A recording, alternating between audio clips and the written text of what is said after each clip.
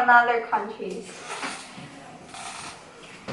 First, I'll talk about Spain's myth and Japan's myth, and lastly, I'll talk about Korea's myth. First is Spain. I'll talk about Saint George and the dragon story.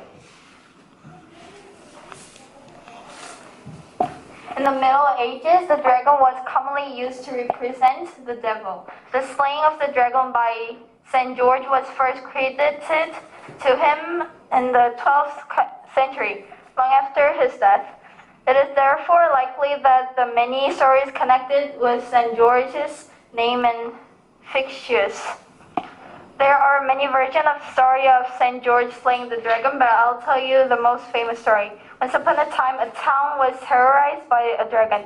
So then a young princess was offered to the dragon. Third, when George heard about this, and he rode into a village. Lastly, George slayed the dragon and rescued the princess. This story is commemorated with grand celebrations on April 23rd every year in Spain, particularly in Barcelona. In line with tradition, men often present roses to the woman they love. This is the picture of Saint George. Next is Japan.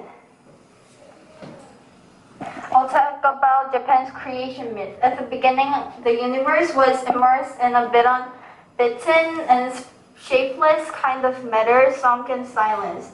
Later, there were sounds indicating the movement of particles. With this movement, the light and the lightest particles rose, but the particles were not as fast as the light and could not go higher. Thus, the light was at the top of the universe and below it.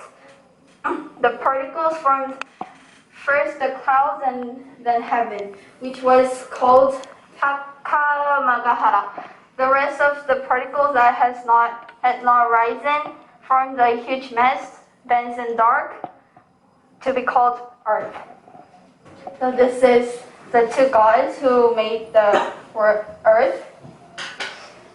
Last is Korea's Magormi story.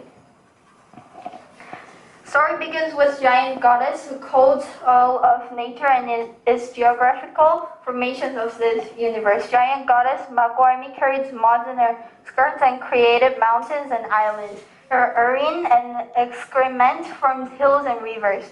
Big rocks and various villages were placed by Magormi's hands or whips. That's how Magormi created the world. So this is the end of my presentation. Thank you.